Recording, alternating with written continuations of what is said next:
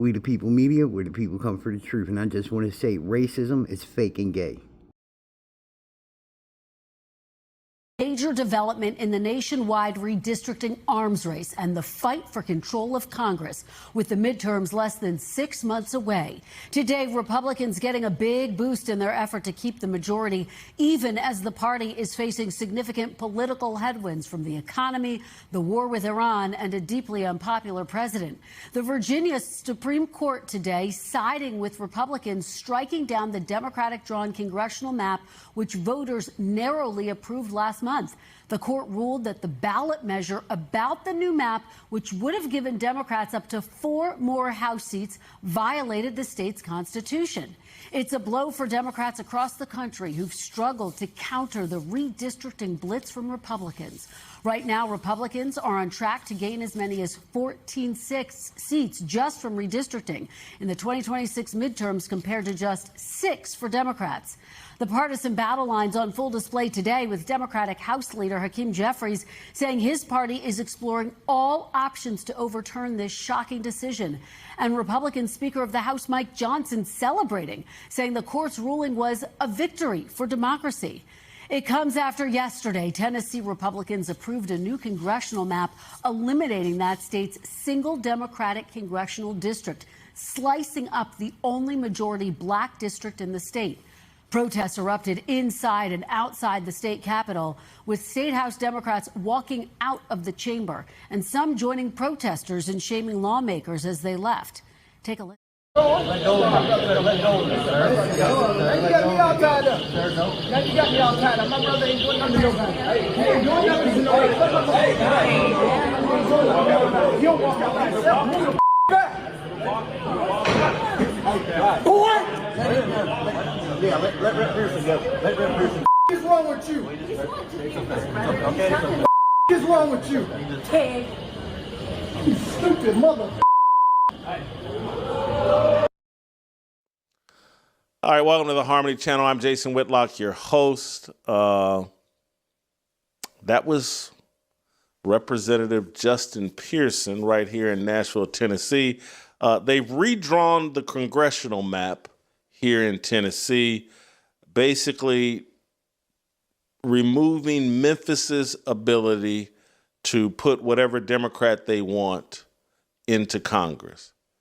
And we had an explosive reaction from Democratic lawmakers here in Tennessee, in Nashville yesterday. Justin Pearson being the star of that, his profane reaction to state troopers and engagement. It's like, what a juxtaposition, what a transformation that we went from the 1960s, where law enforcement was speaking disrespectfully to black protesters and black people and calling them boy and being intimidating, to in 2026, we have an elected official, a college-educated person, someone in a suit and tie that is supposed to be a professional person, shouting boy and dropping MFs and all of this other stuff.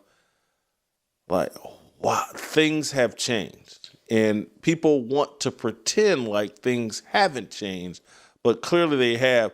And then the real thing to me that just blew my mind when I looked into this and people started pointing out, you're like, we're taking away black representation from Memphis.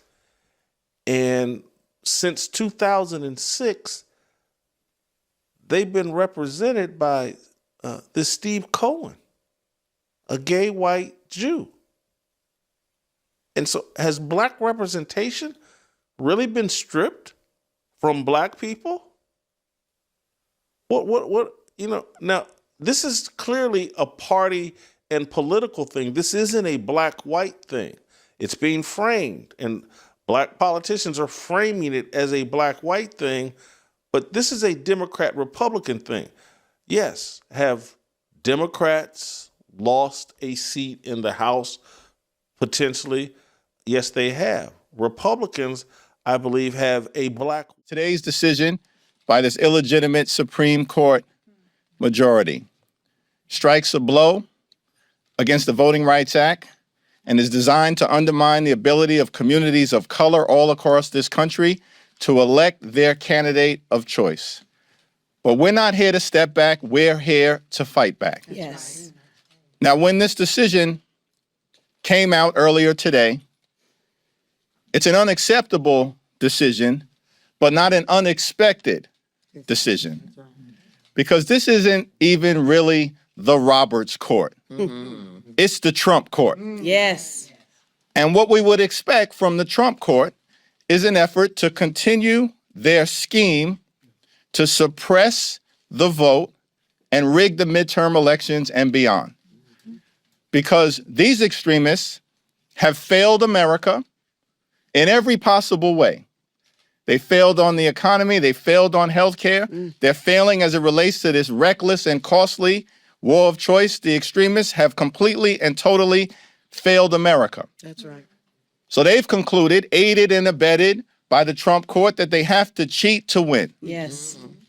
House Minority Leader Hakeem Jeffries says, quote, over 3 million Virginia citizens cast their votes in a free and fair election, yet the state Supreme Court has chosen to invalidate their voice, disenfranchise them, and violate their due process rights. The decision to overturn an entire election is an unprecedented and undemocratic action that cannot stand.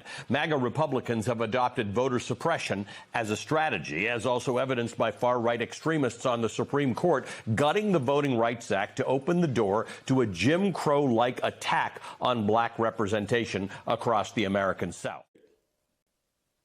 You know, Jason, I think this just what the hell is wrong with you, man? I'm sorry, it just comes from out of nowhere. You know, I think this is just another example to prove that this is about allegiance to the Democrat Party. And they keep framing this, as you said, a black or white issue, but it's well beyond that. If you show allegiance to the Democrat Party, then you are accepted, everything is fine. Anytime you go against that, then all of a sudden you're a coon, you're an Uncle Tom, and you are anti-black, regardless of what color you are. So this, again, was just to say, fall in line. This is why you saw the crowd outside hollering at the white lawmakers, you know, probably don't even know the 3 branches of government, but they were outside doing all of this screaming, because you have to have an allegiance to the Democrat Party and every satanic policy or law that they want to put in place. If you don't believe in abortion, if you don't think that men can put on a dress and become a woman, if kids can castrate themselves, if you don't fall in line, you're a problem. But as long as you pledge allegiance to the Democrat Party, then all is well. And this is what this is about. You've nailed it, and I think it's highlighted and buttressed by the point that for 20 years, Steve Cohen, could we put the picture up just so we just make sure everybody knows what I'm talking about? Steve Cohen has been the representative. This isn't a black-white situation.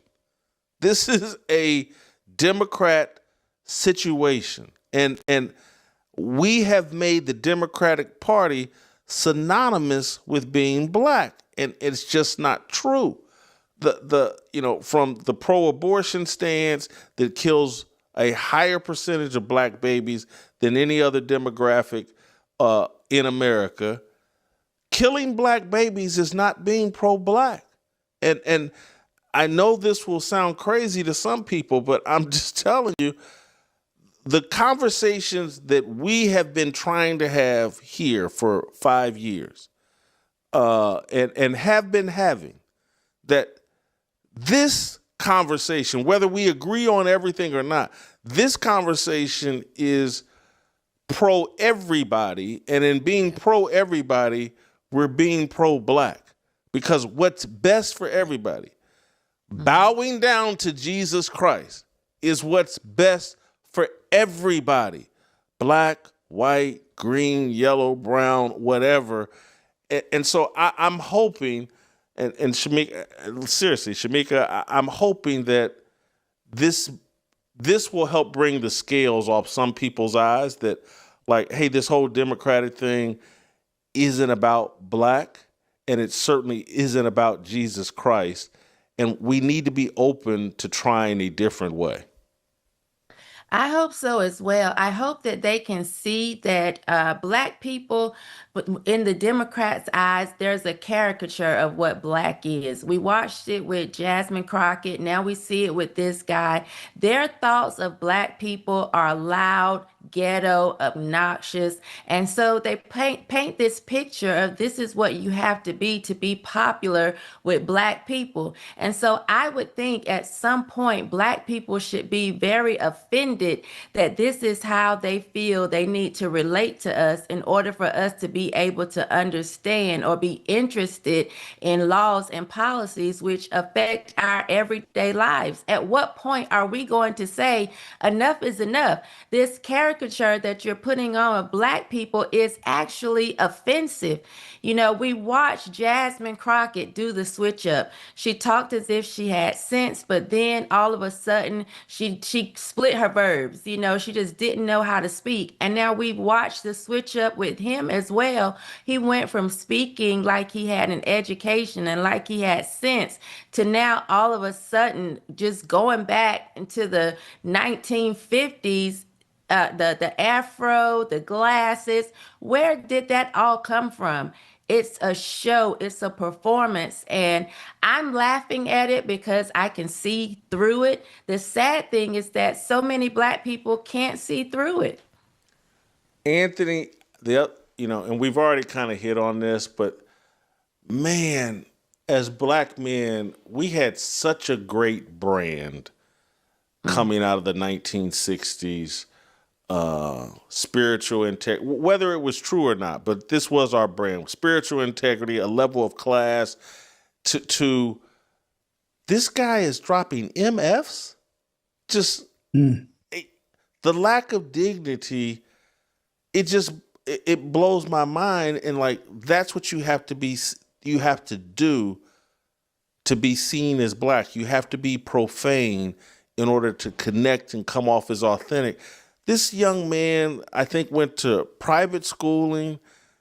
I think at one pretty bright, but gets involved in politics, and the next thing you know, he's got a reprobate mind. It's just sad.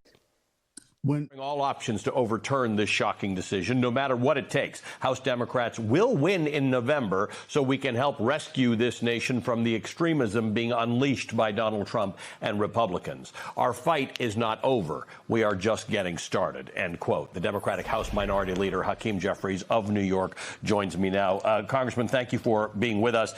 Let me ask you this. At some point, the polling indicates the likelihood that Democrats will take the House in November. History suggests the likelihood that that'll happen. Are you a little worried that this nutty, out of control gerrymandering actually compromises that possibility? No, we're going to win back the House of Representatives in November. We are only 3 seats short. We historically overperformed in November. And that's one of the reasons why Republicans are in panic mode. Remember, Ali, when we took the House back in 2018, we were 24 seats short. We crossed over that hurdle, and in fact, in 2018, we flipped a total of 40 seats. So we're going to take back control of the House of Representatives. We're going to continue to make clear to the American people that we will lower their high cost of living, fix a broken healthcare system, and clean up the corruption that we're seeing in the country, in the Congress, certainly with the Supreme Court, and deal with the most corrupt administration in American history. Now, we're going to need nationwide judicial reform. We're going to need nationwide electoral reform. We're going to need nationwide campaign finance reform, which is why we have to take the House back, take the Senate back, keep pressing forward, and then in 2028, take the presidency back as well. So I'm going to talk to you about those 3 areas of reform that you suggest. You heard Elie Mystal saying he puts judicial reform at the top of that. But I want to talk about something else. Of those things, you say you're going to talk to people and win their votes over based on their cost of living and their health care. That message is being very clearly put forward by an increasing number of progressive candidates who are winning primaries. That sometimes feels out of sync with both the Democratic Party and who House leadership wants to run in primary elections. And you face some criticism for this. Where are you on this? Because the people winning elections right now tend to be putting that message forward very clearly. Well, since January of 2025, in my first remarks to the new Congress, we made clear that we're going to center lowering the high cost of living. America's far too expensive right now. People are working hard, they're playing by the rules, and they can't thrive, they can barely survive. That's a universally held belief amongst Democrats in the House across the ideological spectrum, from progressive to New Dems to Blue Dogs and all points in between. And what we've seen across the country, we've now won elections for 16 consecutive months, including in places like New Jersey, where Governor Mikey Sherrill ran on affordability. The New York City election, Zohran Mamdani ran on affordability. In Virginia, Abigail Spanberger ran and won on affordability. This is a universally held belief. I don't get involved in open seat Democratic primaries. We'll see who emerges, but the focus has got to be on winning in November, and that's what we intend to do. What about non-open seat primaries, challenges from progressives who say that establishment Democratic leadership has not moved fast enough and hard enough? Well, we're going to continue to defend every single House incumbent. Ultimately, however, it's going to be up to the people, and that's the reality of serving in the House of Representatives, the institution the framers designed to be the closest to the American people. We have only 2-year employment contracts. We've got to go back to the people every other year, and everyone is going to have to make their case to the individuals that they're privileged to represent. And that's what, they'll continue to do. And I've indicated, whether it's a progressive incumbent, whether it's a Blue Dog, whether it's a New Dem, I'm going to support members of the House Democratic Caucus. And then we all have to come together to actually push back against this unprecedented attack on our democracy, unprecedented attack on free and fair elections, and unprecedented attack on black representation in the American South, and which is what the Supreme Court's decision in Calais has unleashed. Let's talk about that for a second, because you and I are from New York, we don't live, there's not a daily lived experience of Reconstruction and the end of it and Jim Crow laws. In the South, there still is. Like, people have either in recent memory or they still experience things like that. This is being described as like the end of Reconstruction. It's that serious. It took decades, 7 decades, to get out of that mess and get back to 1965. How do you get people in New York and California and Minneapolis and places like that to think about the fact that this is everybody's fight right now? This isn't just black people's fight. It's certainly everybody's fight. Listen, Dr. King once eloquently made the observation that injustice anywhere is a threat to justice everywhere.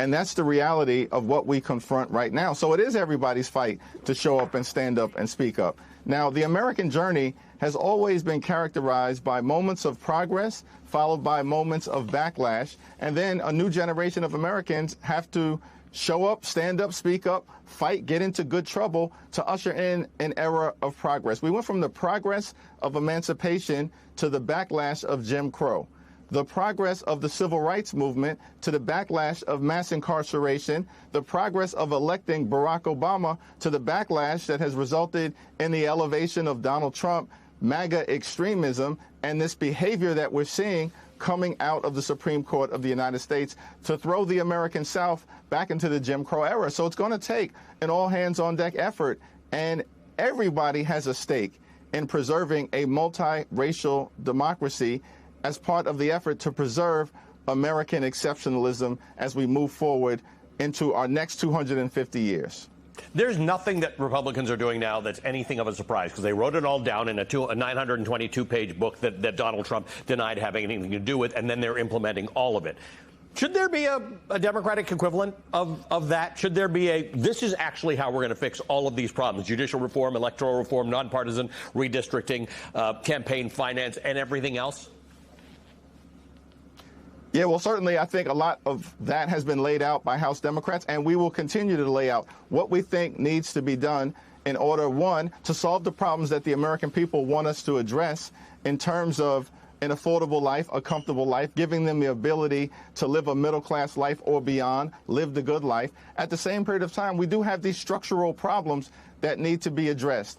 We've got to, for instance, make sure we pass the John Robert Lewis Voting Rights Advancement Act so we can end the era of voter suppression in the United States of America once and for all. We have to end Citizens United, dramatically reform our campaign finance laws to stop the ability of these deep-pocketed special interests to intervene. And we are going to have to explore massive judicial reform, state by state, and at the federal level, and everything should be on the table as far as I'm concerned. Congressman, good to see you. Thanks for being on the show this morning. We appreciate it, Congressman. Knowledge of their history, they lose their sense of direction. And a people without direction can easily be led anywhere their enemies want them to go. The future of any people belongs to the youth. But the youth must understand that freedom is not given. It is built through discipline, knowledge, and the courage to stand for what is right. If you control a man's thinking, you don't have to worry about his actions. Once you shape the way he sees himself and the world around him, he will place himself exactly where you want.